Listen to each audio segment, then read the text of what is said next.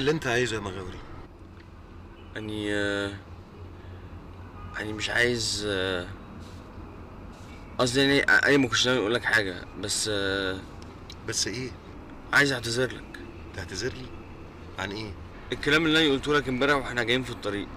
كلام ايه؟ يعني لما هزرت الهزارات البايخه دي وقلت لك يعني يا ريتني كنت طلبت ايد الانسه رانيا يعني يعني كنت بتهزر؟ اه يعني الا لو كان ليك انت راي تاني. ابدا، انا برضو رايي انه هزار. ها، جليم ولا المكتب عشان خالد ياخد سكته؟ احنا جاهزين يا ابي.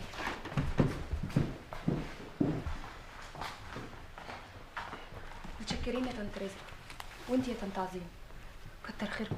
كتر خيرنا على ايه يا حبيبتي، واحنا عرفنا نعمل معاكم حاجه؟ خليهم معانا يتسلوا في وسطينا. متشكرين قوي، بس احنا لازم نروح. سيبوهم على راحتهم يا جماعه. احنا متشكرين ليكم. الليله دي بالذات خففتوا عننا حمل تقيل قوي. مغاوري وعصام معايا هناك، ورزقه هانم وعظيمه هانم ومدمزيل اداره مع اخواتي هنا، ونعم الناس بجد. عن اذنكم. ان شاء الله يجعلها اخر الاحزان.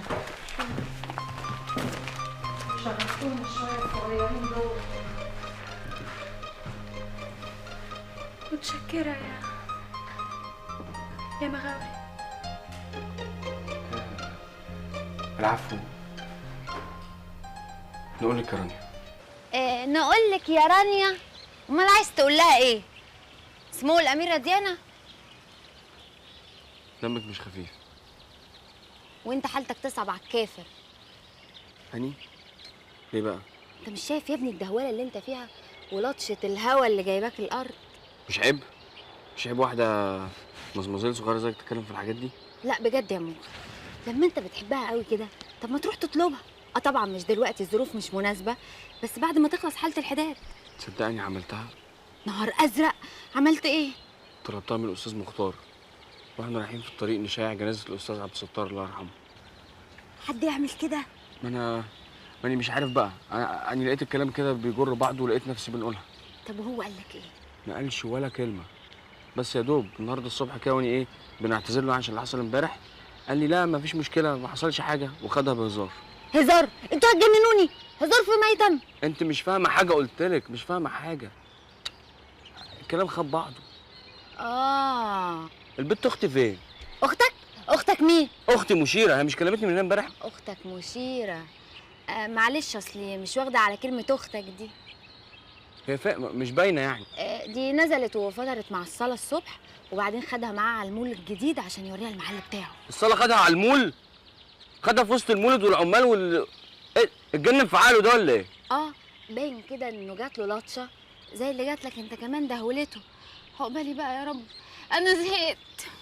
مغاوري باشا. لا مؤاخذه لا مؤاخذه مغاوري باشا، فيه جماعه عايزين. أنا كنت متردد نيجي ونتكلم معاك يا مغاوري، لكن عمك الأستاذ عبد القوي بقى هو اللي أصر، بس في الحقيقة يعني ما كانش عايز يجي لوحده. ليه يا عم؟ وأنت غريب؟ بصراحه يا مغاوري خالتك رزقه ما هياش طيقاني لا في سما ولا في ارض. انا بخاف من لسانها. ماله لسان يا عبد القوي؟ منقوع في سم ولا في خل قبرص؟ اهلا يا بنت عمي. بركه يا اخويا اللي فريده فكت سلسلتك وطلقتك تيجي عشان نشوف.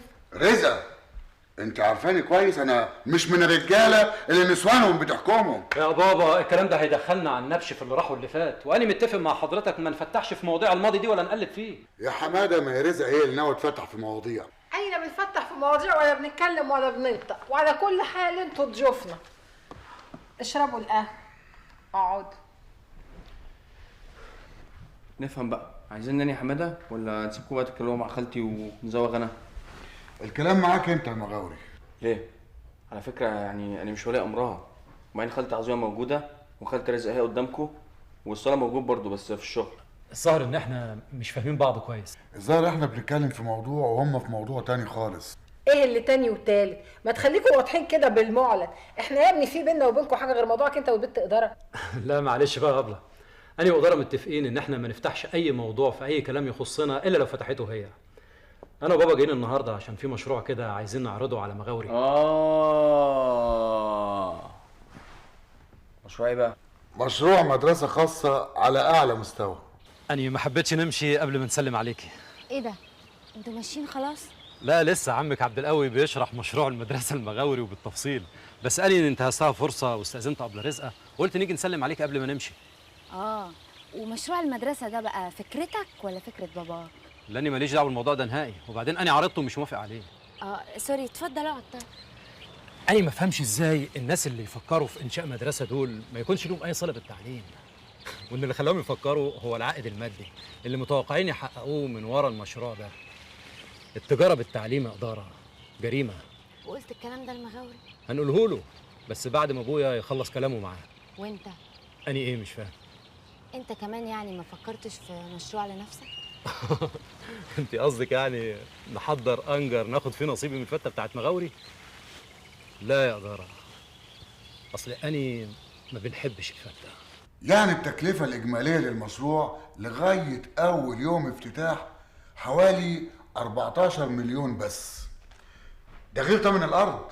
بس والنبي ما يجي على قد مجيتك، غالي والطلب رخيص، ما تديهم له يا موغ، ده عمك عبد القوي غلبان وعندكم لحم غير الولد اللي قاعد بره ده في بنتين منهم واحده الله اكبر عانس، ده غير خالتك فريده بقى ما اقولكش الله يعينه عليه، ما تتعاشرش تهمه.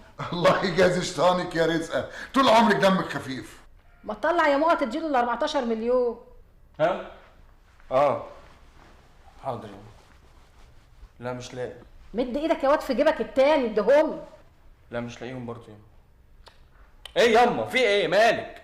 انت هنكت تاني ولا خلاص سوفت وير ايه روح؟ انت بتقول فيها ده انا عقلي حاسه هيطرشق، تصدق بالله اني سامعه عقلي عمال يطقطق ويتكتك من ساعه عبد القوي سالم ما ابتدى يتكلم، وهوب راح متهرشق مفرقع يا دماغ.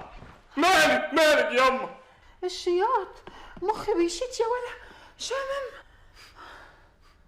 لا ياما بصراحه مش شامم حاجه يا ممكن؟ متهيألي يا ابني. طب لما انت بتشم ارحمني يا اخي ارحمني. أنا بقول كفايه كده بقى ويلا بينا. يا ابني احنا لسه بنتكلم. لا ما هو ما عادش ينفع خلاص، اديك شايف اهو بنت عمك فرهدت وسخسخت واتخنقت، واحمد ربنا انها اكتفت بالعرض ده ورحمتك. احنا اسفين يا ابله، ما تاخديش في بالك. وانت يا مغاوري انسى اي كلام قاله لك الحاج عبد القوي. ها انا مش فاهم اي حاجه. اني هنشرح لك كل حاجه. سلام يا اداره. حماده ما تنساش ابقى كلمني. تقلنا العيار على الراجل شويه. ها ويا ريته بيحس ده جبل. يا ساتر. لعلمك بقى حماده مش موافق على مشروع المدرسه بتاع ابوه ده، وجه النهارده مع ابوه بالغصب. ايوه ما هو باين. حماده ما تنساش ابقى كلمني، ده اني في غلب. اما لا ايه رايحه فين؟ انت ايه عاوزه؟ انا هنطلع نشوف اختي عظيمه داخلها دور برد نشقر عليه، انتوا هتنفعوني. انا هنيجي معاك يا خالتي. وليك الباي باي يا عصام. الو ابله شهيره ازاي؟ انا كنت جاي جايلك. جاي من مارينا؟ ماشي. ايه؟ بتقولي مين كلمتك؟